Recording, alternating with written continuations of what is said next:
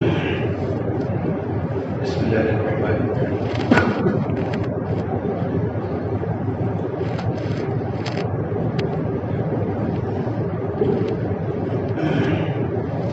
الحمد لله الذي هدانا لهذا الدين وما كنا لنهتدي لولا أن هدانا الله، والصلاة والسلام على من لا نبي بعده. أما بعد فأعوذ بالله من الشيطان الرجيم. بسم الله الرحمن الرحيم.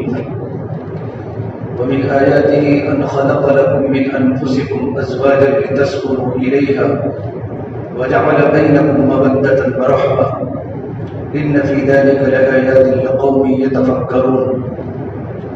وقال النبي صلى الله تبارك وتعالى عليه وسلم: الدنيا كلها متاع وخير متاع الدنيا المرأة الصالحة.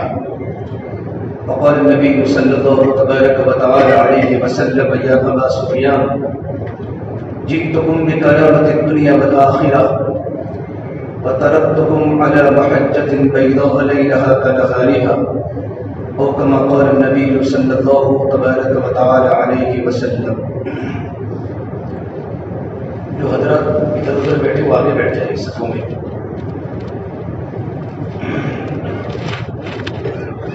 میرے محترم پیارے بھائیو، اللہ تبارک و تعالیٰ نے دنیا میں ہر ایک انسان کا جوڑا جوڑا بنایا ہے. سبحان الذی خلق الازواج کلها. پاک وہ اللہ تبارک و تعالیٰ کی ذات جس نے انسان کا جوڑا جوڑا بنایا. شریعت کا حسن دیکھیے کہ میاں بیوی کا اکٹھا ہو کر آپس میں ملنا شریعت میں عبادت ہے. شریعت کی کتنی بڑی خوبصورتی ہے کہ باہمی ملنے پر انسان اپنی جنسی تقاضے کو پورا بھی کرتا ہے اور اللہ تبارک و تعالیٰ کی طرف سے اس کو اجر بھی ملتا ہے. شریعت میں نکاح کی بڑی ترغیب ہے. اللہ کے نبی صلی اللہ تبارک و تعالیٰ علیہ وسلم نے فرمایا: اسلام میں رغبانیت نہیں ہے. لا رغبانیت فی الاسلام. اسلام یہ نہیں کہتا کہ تم نکاح مت کرو اور تمہارا نکاح کرنا عبادات میں رکاوٹ کا ذریعہ بنے. اسلام میں ایسا نہیں ہے. تو کہ تم خاروں میں اور جنگلوں میں جا کر غار کے کونوں میں جا کر اللہ تعالیٰ کی عبادت کرو، یہ اسلام کی خوبصورتی نہیں ہے. بلکہ اس کے پہلے جو نصارہ جو کرسچن کا جو طریقہ تھا، اگر کسی کو اللہ والا بننا ہو تو نکاح نہیں کرتے تھے. جیسے آج بھی غیروں کے اندر بھی ہے، غیر مسلموں کے اندر بھی، کہ بغیر شادی شدہ زندگیاں گزار کے بوڑھے ہو جاتے ہیں تاکہ ان کو اپنے بھگوان کا قرب ملے جس کو وہ مانتے ہیں. اسلام میں ایسا نہیں ہے، بلکہ اسلام میں تو نکاح کرنے کی بڑی ترغیب ہے، رغبانیت نہیں ہے کہ نکاح کرتے کرتے تم اپنی بیوی اور بچوں کے حقوق ادا کرتے کرتے اللہ تعالیٰ سے مل جاؤ. اس سے اللہ نے ہر نبی کو نکاح والا بنایا. کوئی بھی نبی بغیر نکاح کی دنیا میں نہیں آیا. وَلَقَدْ أَرْسَلْنَا رُسُلًا مِّن قَبْلِكَ وَجَعَلْنَا لَهُمْ أَزْوَاجًا وَذُرِّيَّةً. اللہ تبارک و تعالیٰ فرماتے ہیں ہم نے جتنے بھی دنیا میں پیغمبر بھیجے سارے کے سارے پیغمبر کو ہم نے نکاح والا، بیوی والا اور بچوں والا بنایا. صرف 2 نبی ہیں جن کے نکاح نہیں ہوئی. یحییٰ علیہ السلام بالکل بھرپور جوانی میں ایک نماز کی حالت میں ان کو ان کی قوم نے شہید کر دیا، ٹکڑے ٹکڑے کر دیا نماز میں. تو ان کو نکاح کرنے کا موقع ہی نہیں ملا. اور ایک اللہ تبارک و تعالیٰ کے نبی حضرت عیسیٰ علیہ السلام ہے جن کو اللہ نے آسمانوں پر زندہ اٹھا لیا. وَرَفَعَهُ اللَّهُ إِلَيْهِ وَكَانَ اللَّهُ عَزِيزًا حَكِيمًا. کہ لمبا واقعہ ہے ان کو زندہ کیوں اٹھا لیا گیا. اللہ نے ان کو زندہ آسمانوں پر اللہ نے عیسیٰ علیہ السلام کو اٹھا لیا. اور علامات قیامت میں ایک علامت یہ بھی ہے عیسیٰ علیہ السلام کا دنیا میں آنا. عیسیٰ علیہ السلام دنیا میں تشریف لائیں گے اور فلسطین میں ایک جگہ ہے مقام لد، اس جگہ پر آ کر عیسیٰ علیہ السلام دجال کو قتل کریں گے. دجال کو قتل کرنے والے عیسیٰ علیہ السلام ہی ہیں. عیسیٰ علیہ السلام کے پہلے دجال دنیا میں آ چکا ہوگا، آن مان کے ساتھ، شان کے ساتھ، بہت سے مسلمان اس کو دیکھ کر مرتد ہو چکے ہوں گے، بیٹھنے والے بھی بہت سے مسلمان جو فہرست میں مسلمان ہیں، حقیقت میں نہیں۔ اس کی جنت، اس کی جہنم، اس کی طاقت اور اس کا پاور، اس کو دیکھ کر کتنے لوگوں نے اسلام چھوڑ دیا ہوگا، لیکن پکے مومنین اور پکے موحدین اپنے اسلام پر جمے ہوں گے۔ بجلی کی رفتار سے پوری دنیا میں چلے گا دجال۔ کبھی مجھے موقع ملے انشاءاللہ میں جمعہ میں پورا دجال کا تفصیلی بیان کروں گا کہ وہ کیا ہے۔ اللہ تبارک و تعالیٰ عیسیٰ علیہ السلام کو بھیجیں گے، اور عیسیٰ علیہ السلام کو مقام لد، جہاں تبلیغی مرکز آج بھی ہے، اس جگہ پر جا کر عیسیٰ علیہ السلام دجال کو قتل کریں گے۔ پھر عیسیٰ علیہ السلام دنیا میں آنے کے بعد نکاح بھی کریں گے، شادی بھی ہوگی، اور ان کی بیوی بچے بھی ہوں گے، اور آپ صلی اللہ تبارک و تعالیٰ علیہ وسلم کے امتی ہو کر دنیا میں زندگی گزاریں گے۔ تو اللہ نے ہر نبی کو بیوی والا، بچوں والا بنایا ہے۔ اسلام میں رہبانیت نہیں ہے، اس لیے تعالی فرمایا کرتے رضی اللہ تعالیٰ عنہ کہ 5 چیزوں کے اندر بہت جلدی کیا کرو۔ عجلوا بالصلاة قبل الفوت، آپ صلی اللہ تبارک و تعالیٰ علیہ وسلم حضرت علی کو وصیت فرمائی کہ نکاح، فرمایا کہ نماز کو فوت ہونے کے پہلے نماز میں جلدی کرو کہ نماز ہماری قضا نہ ہو جائے۔ عجلوا بالتوبة قبل الموت، کہ انسان گنہگار ہے، ہر ایک انسان سے گناہ ہوتا ہے، موت کا بھروسہ نہیں ہے، تو موت کے پہلے توبہ کرنے میں جلدی کرو، توبہ کی تاخیر نہ کرو کہ بڑھاپے میں بزرگ بن جائیں گے۔ بہت سے لوگ جوانی کے اندر ہی دم توڑ دیتے ہیں اور ان کا چمکتا سورج غروب ہو جاتا ہے۔ پھر فرمایا کہ تم پر قرض ہو تو قرض ادا کرنے میں جلدی کرو۔ آپ صلی اللہ تبارک و تعالیٰ علیہ وسلم کسی مقروض کی نماز جنازہ نہیں پڑھاتے تھے۔ مقروض کی جنازہ، جب جنازہ کسی کا آتا تو آپ پوچھتے ان پر کسی کا قرضہ ہے، کیونکہ تو بہت مقروض ہے، تو آپ پھٹ جاتے تھے۔ اگر کوئی یوں کہتا اللہ کے نبی کہ میں ان کے قرضے کی ذمہ داری میں لیتا ہوں، تو آپ پھر نماز جنازہ ان کی پڑھاتے تھے۔ اور چوتھی بات فرمائی، جب تمہیں کوئی تمہارے لڑکے کا یا لڑکی کا کوئی مناسب رشتہ مل جائے تو نکاح کرنے میں جلدی کرو، تاخیر مت کرو۔ یہ آپ صلی اللہ تبارک و تعالیٰ علیہ وسلم نے حضرت علی کو وصیت فرمائی، اس لیے کہ جب بھی ہمارے کسی کی طرف سے نکاح کا پیغام آئے، رشتہ لڑکی کی طرف سے ہو یا لڑکے کی طرف سے ہو، تو ہمیں شریعت نے صرف 2 باتیں دیکھنے کا حکم دیا ہے۔ یہ صرف 2 باتیں دیکھی جائیں گی۔ ترمذی شریف کی روایت ہے کہ بچے کے اخلاق کیسے ہیں اور بچے کی دینداری کیسی ہے۔ اخلاق اور دینداری، اور بچے کی اخلاق کیسے ہے اور بچے کی دینداری کیسی ہے۔ اخلاق یعنی کیریکٹر، برداشت کرنا، صبر کرنا، خوش مزاج رہنا، جھگڑا نہ کرنا، فساد نہ کرنا، یہ سارے کے سارے اخلاقی پہلو ہیں۔ تو فوراً رشتے کو قبول کر لو۔ اس اللہ کے نبی صلی اللہ تبارک و تعالیٰ علیہ وسلم فرمایا، آج رشتے 4 چیزوں کی بنیاد پر ہوتے ہیں۔ تنکح المرأة لأربع، لمالها ولجمالها ولحسبها ولدينها فاظفر بذات الدين تربت يداك۔ کیا لوگ جو رشتہ بیچتے ہیں مال کی بنیاد پر بیچتے ہیں، اس کے اتنے سارے فلیٹ ہیں، بنگلے میں رہتا ہے، اتنا پڑھا لکھا ہے، یعنی اس مال ہوتی ہے بنیاد۔ فرمایا میرے نبی نے یہودیوں کا طریقہ ہے۔ سارے کے سارے دنیا میں جتنے یہودی ہیں نا، آپ ان کا رشتہ دیکھیں گے وہ مال کی بنیاد پر رشتہ کرتے ہیں، چاہے بچے کا کیریکٹر کتنا بگڑا ہوا ہو، اس کے ساتھ 10-5 لڑکیاں گھومتی ہو، ان کو اس سے کوئی فکر نہیں، لڑکا مالدار ہونا چاہیے۔ یہودیوں کا طریقہ ہے۔ دوسری بات فرمائی کہ نکاح کی بنیاد جو ہوتی ہے وہ حسن ہوتا ہے، لجمالہا، کہ خوبصورتی کی بنیاد پر نکاح کرتے ہیں، کہ صرف خوبصورتی کی بنیاد پر ہی نکاح کرنا، اگرچہ بچہ یا بچی نہ اخلاق والی ہے نہ دیندار ہے، تو فرمایا یہ طریقہ عیسائیوں کا ہے، کرسچن کا، کہ کرسچن حسن کے پیچھے پڑے کہ خوبصورتی ہے نکاح کر لو۔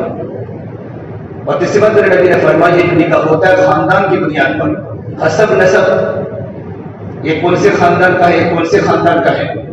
جیسے لوگ غیر مسلم دیتے ہیں پورتی دیتے ہیں پیپر میں، ہمیں اس سماج کی لڑکی چاہیے، لڑکا اتنے سال کا ہے۔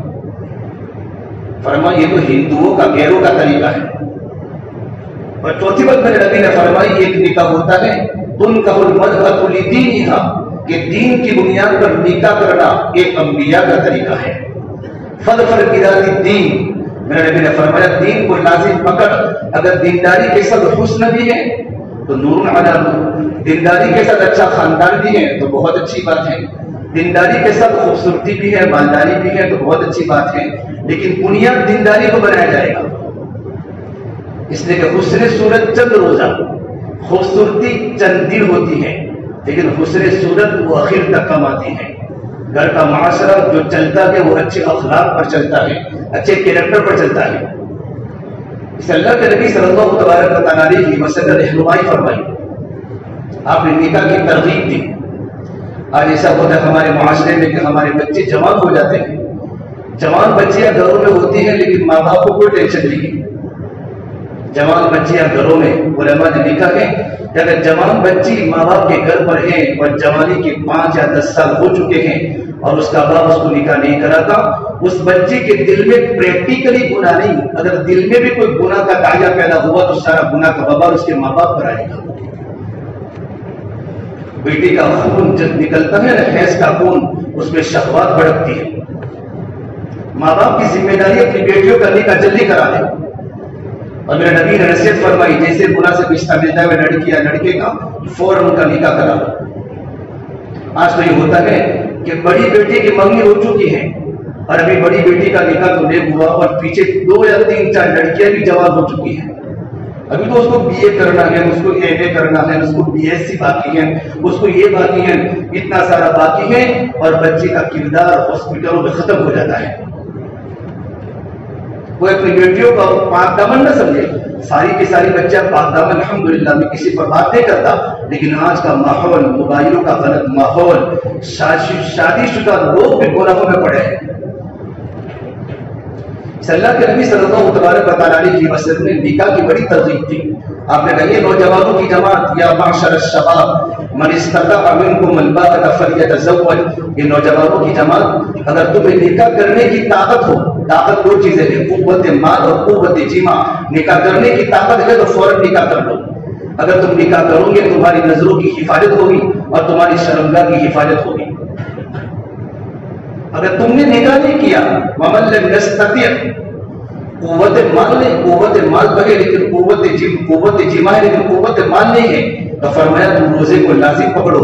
فعلیک بالصوم فإنہ لہ وجاء، تسبیح پڑھنا شروع کر دو، روزے رکھنا شروع کر دو، کہ بھوک کی وجہ سے انسان کی خواہشات ٹھنڈی ہو جاتی ہے، تاکہ آدمی پاک دامن، اس کی پاک دامی باقی رہے. یہ اللہ کے نبی صلی اللہ تبارک و تعالیٰ علیہ وسلم نے ہمیں اسلامی معاشرے کی خوبصورتی دی ہے. ہمارے حضرات اس کے بارے میں بڑا احتیاط فرماتے ہیں. ہمارے اکابر، ان کو پتہ چلتا کہ اگر کسی ماں باپ کے گھر پر جوان لڑکا اور جوان لڑکی موجود ہے اور اس کے ماں باپ اس کا نکاح نہیں کراتے بچوں کا، تو ہمارے اکابر ان کے گھروں کا پانی نہیں پیتے تھے، ان کے کنویں کے پاس جا کر کبھی پانی نہیں پیتے تھے، ان کے کنویں سے وضو نہیں کرتے تھے، کہ گھر میں جوان لڑکا جوان لڑکی موجود ہے. اگر پتہ چلے کہ آدمی مقروض ہے اور اس میں قرضہ دینے کی طاقت ہے، اگر وہ دعوت کر اس کی دعوت کو قبول نہیں کرتے تھے کہ اس کے پاس فالتو پیسہ موجود ہے، تب جا کر وہ دعوت کرتا ہے، ابھی وہ قرضے کو کیوں ادا نہیں کرتا؟ تو اس لیے اس کو قرض ادا کرنا چاہیے. ہمارے اکابر اس کے بارے میں بڑی احتیاط کرتے تھے. ہم اللہ کے نبی صلی اللہ تبارک و تعالیٰ علیہ وسلم کی تعلیمات جب ہمارے سامنے ہوگی نا تو زندگی اچھی گزرے گی. جہاں نکاح مہنگا ہوگا وہاں زنا سستا ہوگا، اور جہاں نکاح مہنگا ہوگا وہاں زنا سستا ہوگا. آج نکاح کو ہم نے بہت بڑا بھاری بنا دیا ہے. 4 مہینے 10 مہینے ڈیٹ طے کی جاتی ہیں اور پورا سال اس کا انتظام ہوتا ہے، لیکن ہوتا ہے ریزلٹ 0. نکاح کو شریعت نے بہت آسان بنایا اور میرے نبی نے کہا نکاح تو آدھا ایمان ہے، النکاح نصف الایمان، کہ نکاح کے بغیر انسان کا ایمان مکمل نہیں ہو سکتا. کہ کنوارا بچہ کتنی ہی بڑی عبادت کر لے اور کنوارا بچہ پوری رات تہجد پڑھے تب بھی اس کو مکمل ایمان اس کا نہیں ہوگا. جب تک انسان نکاح کرنے کے بعد ازدواجی زندگی کے حقوق کو ادا کرتے ہوئے عبادت کرے گا تب جا کر اللہ اس کے ایمان کو مکمل کرے گا. شریعت میں ایسے لڑکے کو مسکین کہا گیا. مسکین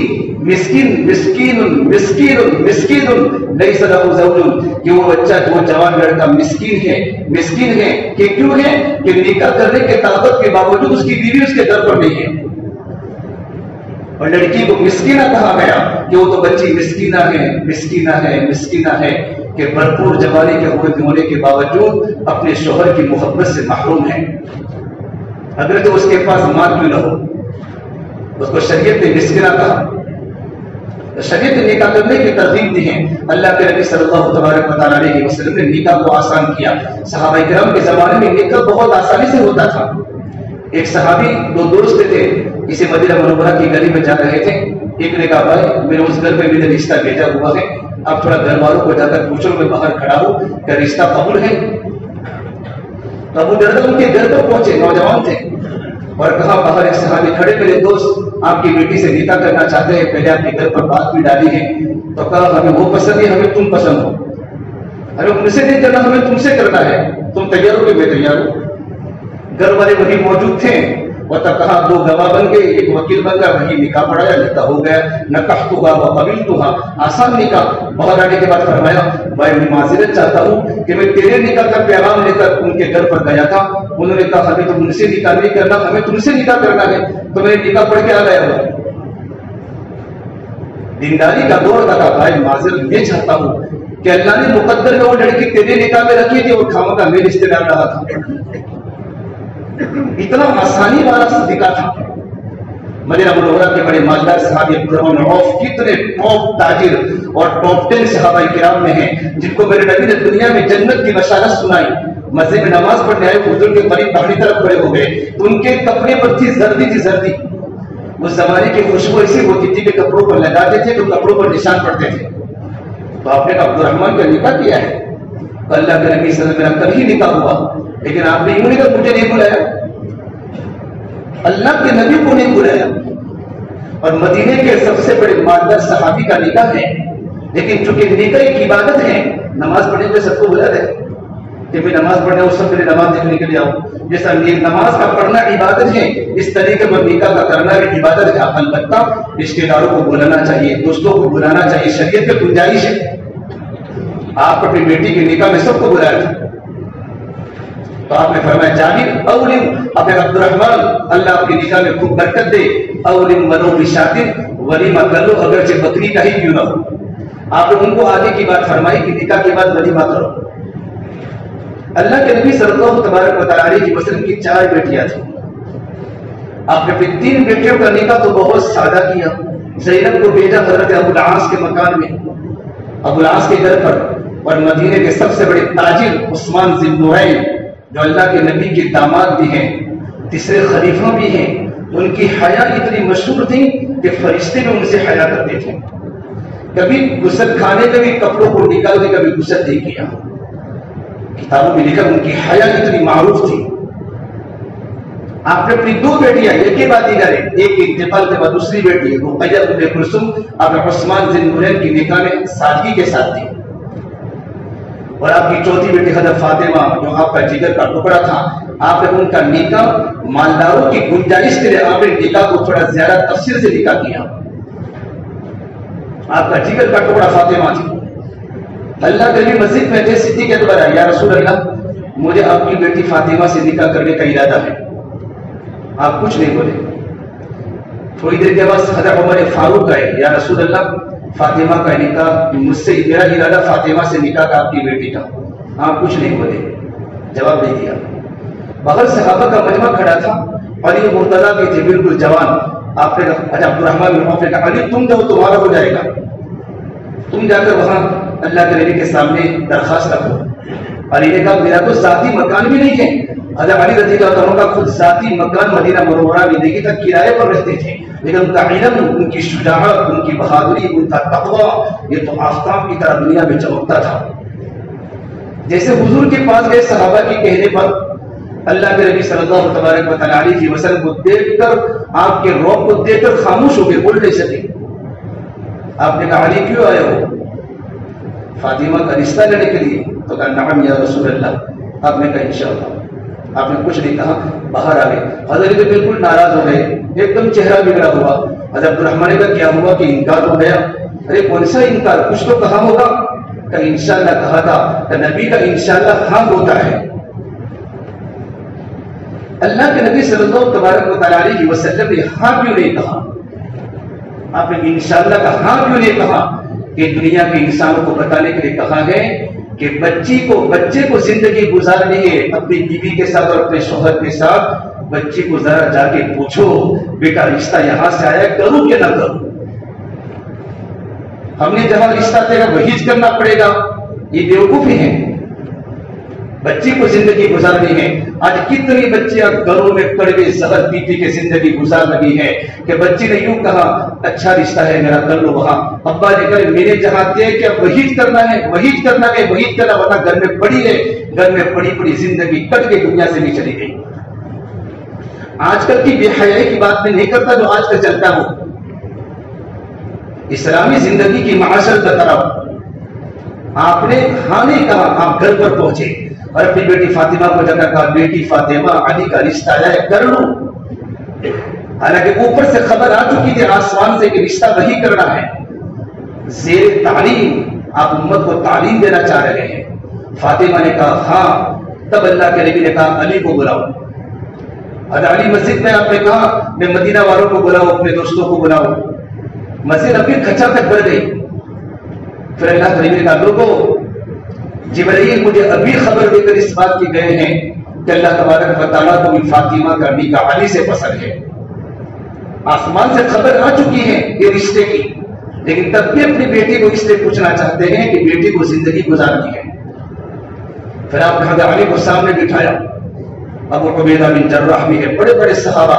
پھر آپ نے نکاح کا خطبہ پڑھا. پھر آپ نے فرمایا علی میں اپنی بیٹی فاطمہ کو 500 درہم مہر کے عوض میں اس بیٹی کو آپ کے نکاح میں دیتا ہوں. کیا آپ نے اس کو اپنے نکاح میں قبول کیا؟ حضرت علی نے فرمایا نکحتها وقبلتها, میں نے آپ کی بیٹی اپنے نکاح میں قبول کی. یوں کر کے فوراً سجدے میں چلے گئے اور یہ آیت پڑھی رب اوزعنی ان اشکر نعمتک التي انعمت علی وعلى والدی وان اعمل صالحا ترضاه واصلح لي في ذريتي انی تبت الیک وانی من المسلمین. میرے نبی نے کہا آمین آمین آمین. اللہ سے دعا فرمائی. حضرت علی چلے گئے. پھر رخصتی کا مسئلہ فاطمہ کا 3 روایتیں ہیں. 6 مہینے کے بعد رخصتی ہوئی, 1 سال کے بعد رخصتی ہوئی یا فوراً ہوئی, لیکن صحیح قول کے مطابق فاطمہ کی رخصتی 6 مہینے کے بعد ہوئی. حضرت عقیل حضرت علی کے بھائی نے حضرت علی کو کہا علی رخصتی ہو جائے. حضرت علی تیار ہو. یہ دونوں سلمان فارسی کے پاس گئے. سلمان فارسی کا بڑا مقام اللہ کے نبی کے گھر میں تھا. میرے نبی نے فرمایا سلمان منا من اہل البیت, کہ سلمان تو ہمارے گھر کے آدمی ہیں اور سلمان فارسی تو اہل بیت میں سے ہیں. اور حضور نے فرمایا ساری دنیا کے انسان یہ جنت کے مشتاق ہے اور جنت سلمان فارسی کے مشتاق ہے. جنت اعلان کرتی ہے این سلمان, میں سلمان کو چاہتی ہوں. یہ دونوں سلمان فارسی کے پاس گئے. سلمان نے کہا ٹھیک میں آگے بات پہنچاتا ہوں. حضرت سلمان فارسی ام سلمہ کے پاس پہنچے جو حضور کی بیگم ہے. ام سلمہ نے کہا میں حضور سے بات کرتے ہوں. آپ نے کہا ٹھیک ہے لے چلے فاطمہ کو. پھر اللہ کے نبی صلی اللہ تبارک علیہ وسلم نے مدینہ کی 2 عورتوں کو فرمایا, حضرت ام ایمن اور حضرت ام عمیس کو فرمایا علی کے گھر پر جاؤ اور جانے کے بعد علی کے گھر کا فرش کو لیول کرو سور کا مٹی سے اور ان کی دیوار کی پوجا پاچی کرو. آپ نے 2 عورتوں کو بھیجا اور آپ نے حضرت عائشہ اور حضرت حفصہ کو فرمایا میری بیٹی فاطمہ کو دلہن بناؤ. دلہن بنانا بھی سنت ہے. میں اللہ کے نبی بیٹی فاطمہ کا نکاح بتاتا ہوں, پھر حقوق بعد میں بتاؤں گا نکاح کے بعد.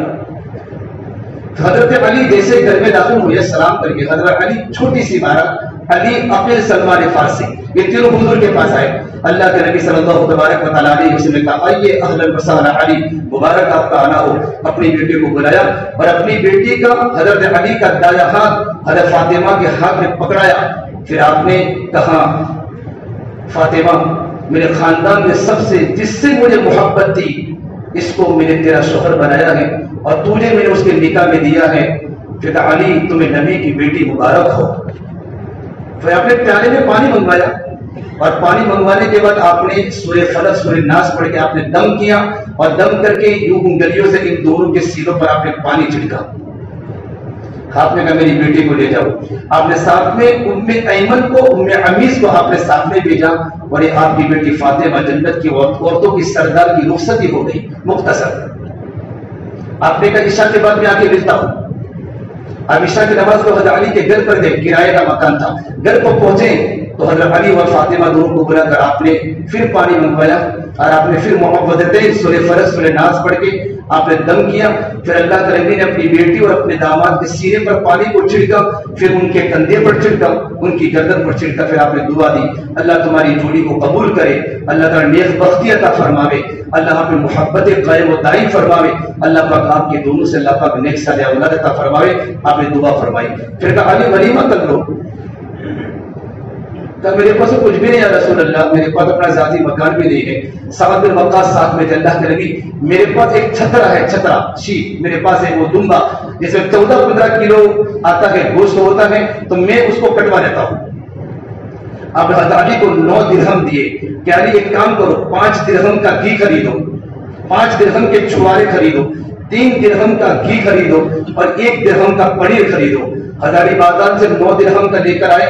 آپ صلی اللہ تبارک و تعالی علیہ وسلم نے ان چھواروں میں سے آپ نے گھٹنی نکالی اور آپ نے گھٹنی کو پیسا اور اس کو شہد میں ملا کر آپ نے اپنی بیٹی فاطمہ کا نکاح میں سویٹ ڈش تیار کی. میرے نبی نے اپنی بیٹی کے نکاح میں اور آپ نے کھجوروں کو چھوارے کو گوشت میں ملا کر آپ نے قورمہ بنایا. یہ حضرت فاطمہ کا ولیمہ ہو رہا ہے. پھر آپ فوڈ ڈیک پر بیٹھے اور پورے مدینہ کو آپ نے کھانے کی دعوت دی. مالداروں کی شادی کی گنجائش ہے, سادگی سنت ہے, تکلف کی گنجائش ہے, پر تکلف کی گنجائش ہے. اگر کوئی مالدار اس طریقے پر ولیمے کو کرنا چاہے, سب کو بلانا چاہے تو بلا سکتا ہے. باقی جو خرافات جو آج کل چلتے, اس سے اللہ ہماری حفاظت فرماوے. یہ شریعت میں اس کی کوئی گنجائش نہیں ہے.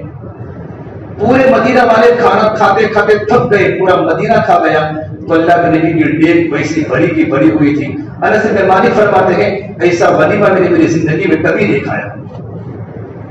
یہ آپ کی بیٹی فاطمہ کے نکاح کا ولیمہ ہے, لیکن اور نکاح تو ہو جاتے ہیں, جلدی اپنی بیٹیوں کا نکاح جلدی کراؤ, اپنی بیٹوں کا نکاح جلدی کراؤ, ورنہ جہاں نکاح میں خرافات زیادہ ہوتے ہیں وہاں نکاح کی روح ختم ہو جاتی ہے.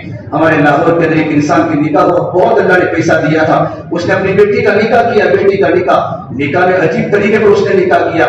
اس نے نکاح میں ہر آنے والے باراتی کے گلے میں 1000 کی نوٹ ڈال دی, ہر آنے والے باراتی کے گلے میں.